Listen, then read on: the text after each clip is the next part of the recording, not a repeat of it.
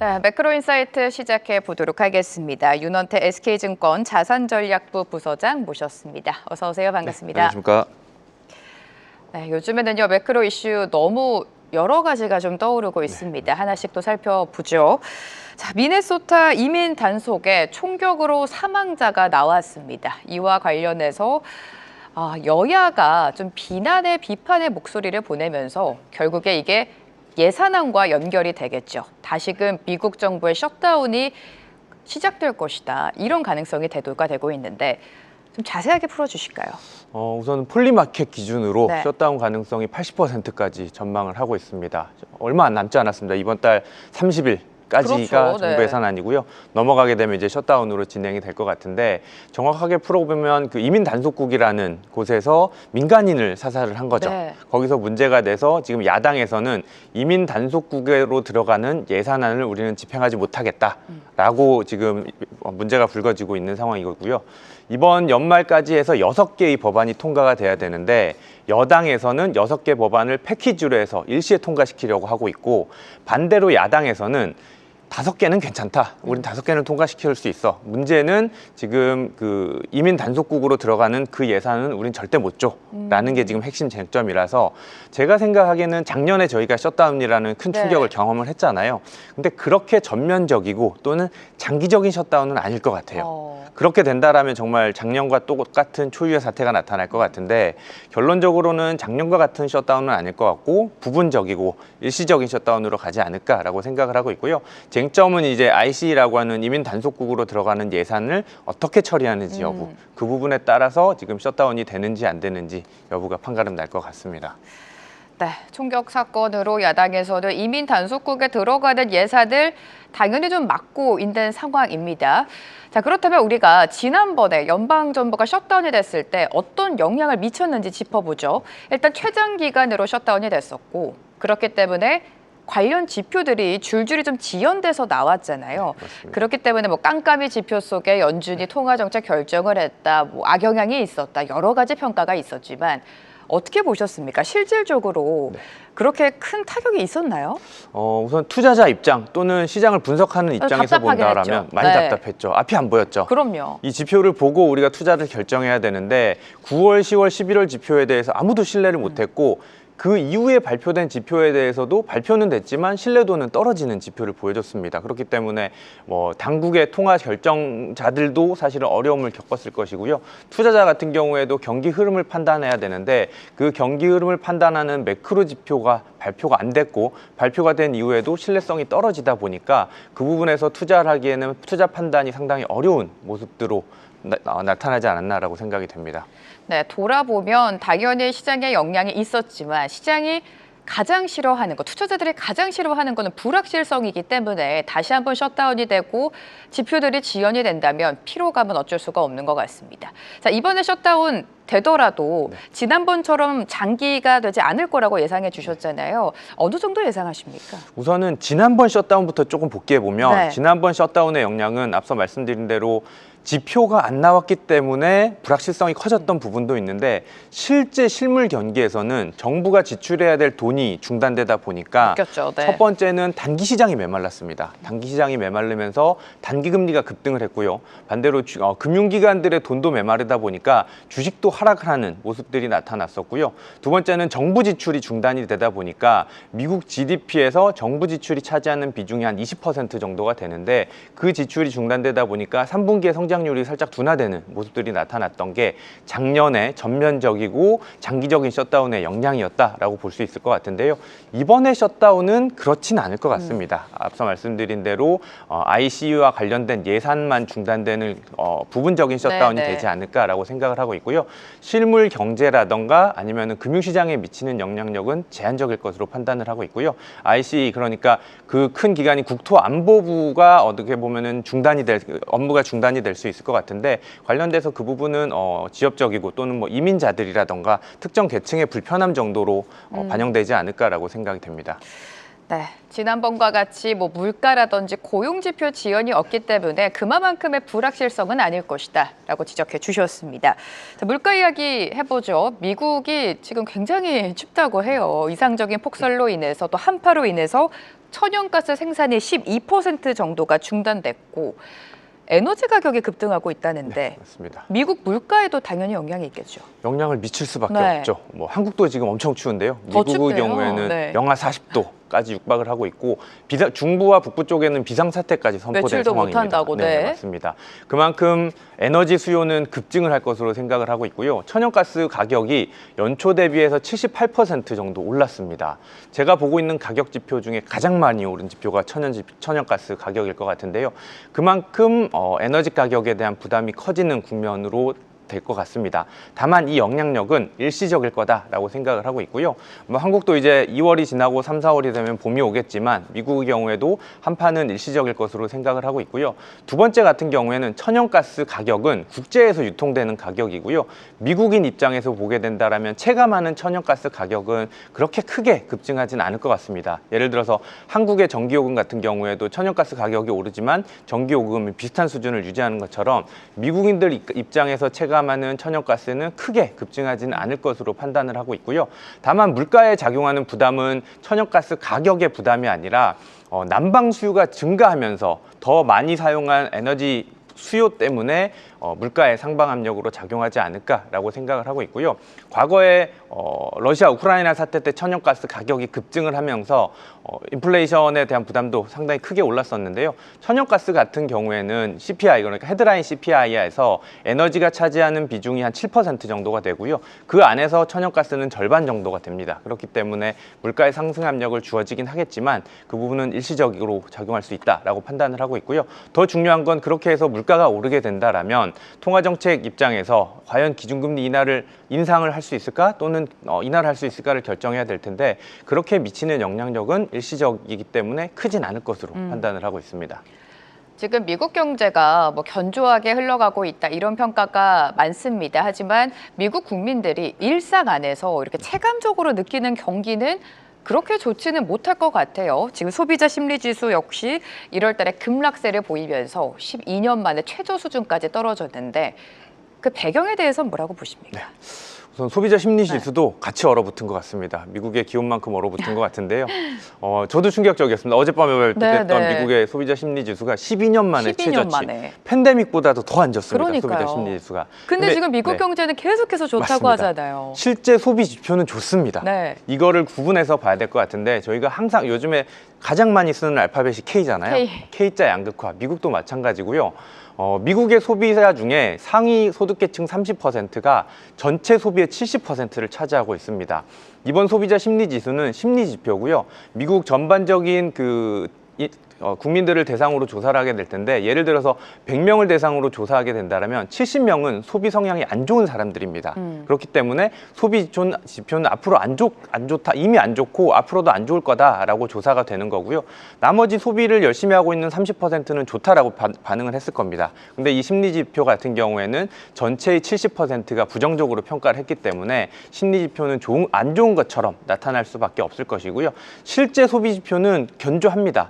나머지 30%가 70%의 소비를 이끌어가다 보니까 실제 소비는 아직까지는 견조한 모습을 나타나고 있는데 우선은 이 소비자 심리 지수 같은 경우에는 선행성을 보이게 됩니다. 그리고 앞으로 미국 경기도 점차 둔화되는 국면으로 갈 수밖에 없다라고 보고 있기 때문에 이 선행 지표가 나타나는 소비 지표의 둔화세는 앞으로 나타날 수밖에 없다라고 생각을 하고 있고요. 다만 이 12년간 가장 최저점을 찍었던 소비 심리 지표가 과연 소비 지표도 12년 중에 최저점을 찍을까? 그건 아닐 것 같다. 나머지 30%가 열심히 소비를 해주고 있기 때문에 어떻게 보면은 왜곡된 지표일지는 몰라도 실제 소비의 규모는 심리 지표보다는 훨씬 개선된 모습을 나타낼 것이다라고 생각하고 있습니다. 자, 지금 올해 첫 FOMC가 진행이 되고 있죠. 시장은 금리 동결을 예상하고 있습니다. 제 연준도 굉장히 복잡할 것 같아요. 앞서 지적해 주신 에너지 가격이 급등하고 있는 점에 대해서 연준이 어떻게 생각하는지도 궁금하고 이미 이제 총기로 인해서 다시 한번 셧다운까지 거론이 되고 있죠. 이번 FOMC에서 기준금리 동결은 기정사실화지만 우리가 어떤 포인트를 관전 포인트로 봐야 되는 겁니까? 이번 FOMC는 사실은 누가 봐도 동결일 것 그럼요. 같고요. 네. 만장일치 동결일 것 같습니다. 그 이후의 발언이 중요하죠. 맞습니다. 네. 지금 현재 미국 경기를 보면 고용은 장기적으로 악화 추세를 겪고 있고 물가는 2.7%라는 물가가 안정적으로 보이지만 목표 물가보다는 지금 높아져 있는 상황이고요. 거기다 더해서 지금 겨울 한파 때문에 일시적으로 물가가 좀 더 올라갈 가능성이 있는데 이와 관련된 경기 상황에서 FOMC 연준 의원들은 과연 어떤 반응을 낼 것인지가 관전 포인트가 될 것 같고요. 지금 시장에서는 기준금리 인하의 기대감이 조금은 후퇴를 했습니다. 얼마 전까지만 하더라도 3월 또는 4월 기준금리 인하를 전망을 했었는데 최근에는 패드워치 기준으로는 6월에서 7월 정도까지 늦춰잡고 네. 있는 상황이 있고 여기서 연준에서는 과연 고용의 악화 때문에 우리의 인하 필요성을 좀 더 피력하느냐 아니면은 물가에 대한 부담 때문에 지금 현재의 기준금리가 적절하다라고 판단하느냐 여부가 이번 FOMC에서의 가장 큰 관전 포인트가 되지 않을까라고 생각을 하고 있고요. 사실은 FOMC보다 지금 당장 우리 눈앞에 펼쳐진 변동성들을 보면 그것보다는 더 많은 게 앞서 말씀드린 셧다운 이슈 네. 그리고 그린란드 이슈들 네. 또는 지금 이제부터 실적 발표잖아요. 기업들의 실적 발표 그리고 다음 주에는 더 중요한 게 미국 재무부의 QRA라고 하는 미국채 발행 계획이 발표가 되거든요. 그 부분들이 더 중요한 지표가 되지 않을까라고 생각을 하고 있습니다. 네, 이번 FOMC 결정은 사실 시장에 그렇게 큰 영향은 주지 않을 것 같습니다. 금리 인하 시기가 6월 달로 좀 늦춰지고 있다라고 강조해 주셨죠. 근데 지금 6월이라는 달이 상징적인 게 의장 교체가 있지 않습니까? 맞습니다. 이 부분 어떻게 예상하세요?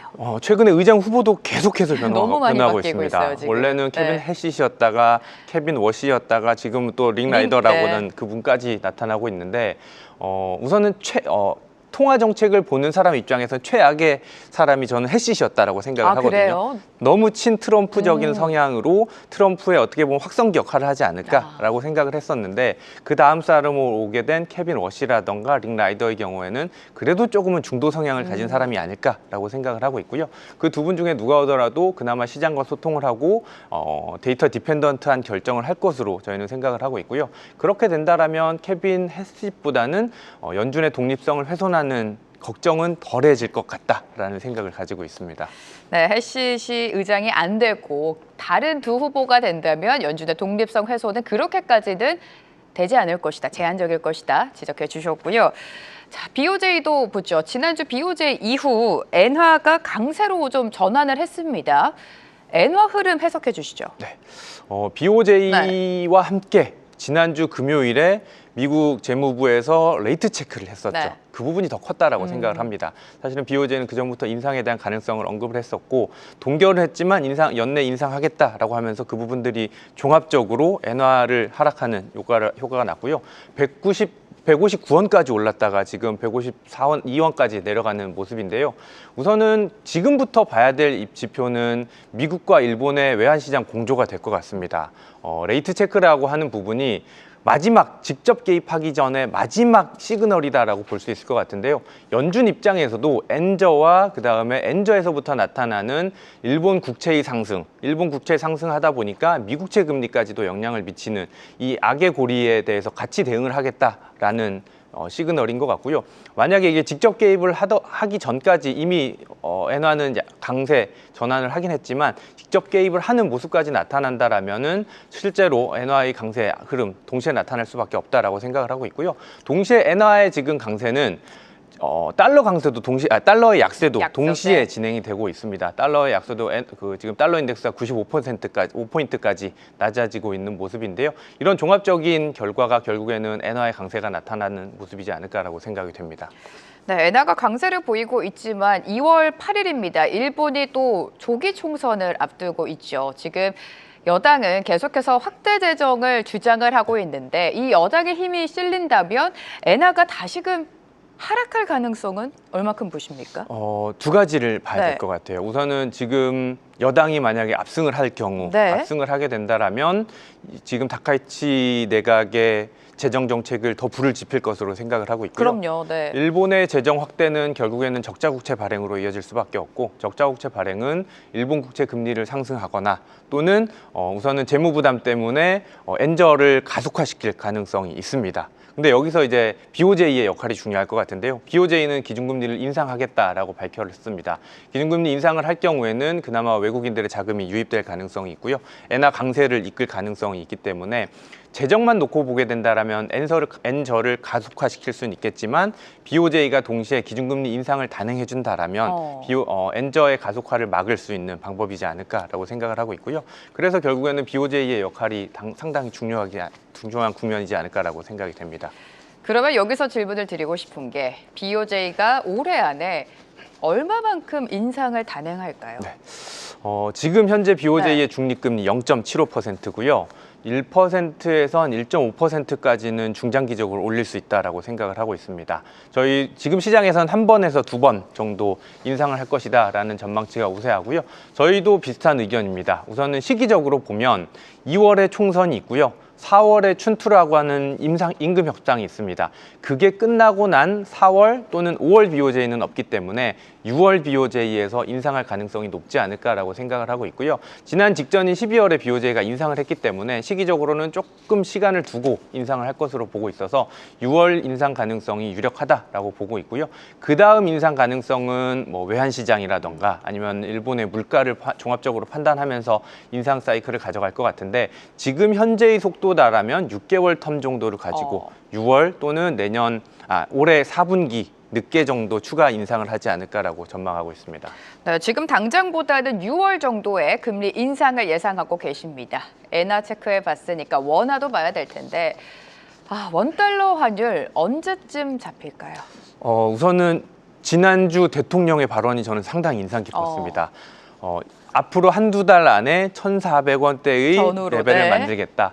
대통령이 이렇게 직접 개입하는 걸 저는 본 적이 없었던 것 같은데 환율의 레벨까지 지정하면서 낮추겠다라고 했는데 대통령이 미일 간의 공조가 있었던 건 알지 않았을 것 같아요. 근데 정말 운 좋게도 미일 간의 공조가 나타나면서 원화도 같이 지금 낮아지고 있는 모습이고요. 오늘 기준으로 1,430원대까지. 이게 지속이 돼야 되는데. 맞습니다. 네. 근데 우선은 또 다른 긍정적인 호재들이 나타나고 있는 게 국민연금에서도 이번에 외화 채권 비중을 줄이겠다라고 했고 앞으로 4월부터는 외국인들의 자금 중에 글로벌 채권 지수라고 하는 WGBI 자금도 유입이 되게 됩니다. 그렇게 된다라면 그 부분들 외국인들의 자금이 유입이 된다라면 환율을 방어할 수 있는 효과가 나타나지 않을까라고 생각을 하고 있고요.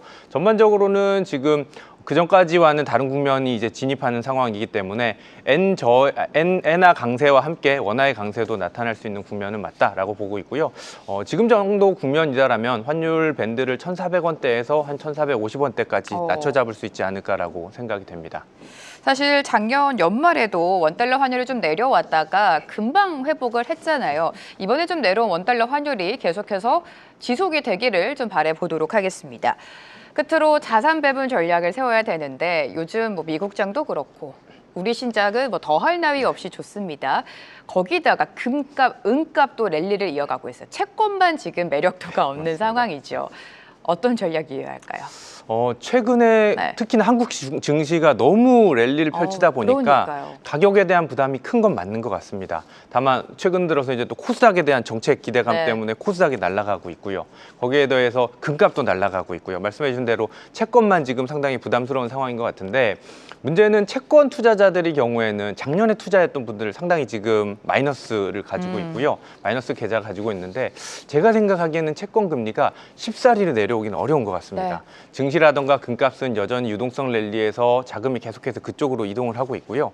채권 같은 경우에는 시장 금리가 내려가야 되는데 내려갈 만한 재료가 크진 않은 것 같습니다. 그렇기 때문에 채권의 경우에는 조금 더 약세 압력이 주어지는 상황 또는 지금 트럼프가 만들고 있는 지정학적 변동성, 정치적 변동성까지 감안한다라면 저는 채권의 경우에는 변동성 국면에서는 비중을 조금 더 줄이고 반대로 안전자산을 투자하고 싶다라면 금에 투자하는 수요가 오히려 가격이 많이 올랐지만 금이 안전자산 맞나요 이제? 우선은 가격 변동성만 보면 아닐 것 같지만 성향만 보면 지금의 안전자산은 저는 이제 금밖에 없다라고 생각을 하고 있고요. 반대로 미국채는 이제 안전자산으로 분류하기는 어렵지 않을까라고 보고 있어서 오히려 이미 많이 올랐고 금값 오늘 지금 $5,200까지 오르고 있는 모습인데 더 오를 가능성도 저는 있다라고 보고 있어서 안전자산을 선호하시는 분들이라면 금에 투자를 하시고 위험자산을 선호하시는 유동성 랠리에서 위험자산을 투자하신다고 한다면 여전히 코스피 또는 코스닥 코스피 안에서도 지금 주도주 업종을 담당하고 있는 대형주 위주의 투자가 적절하지 않을까라고 생각이 됩니다.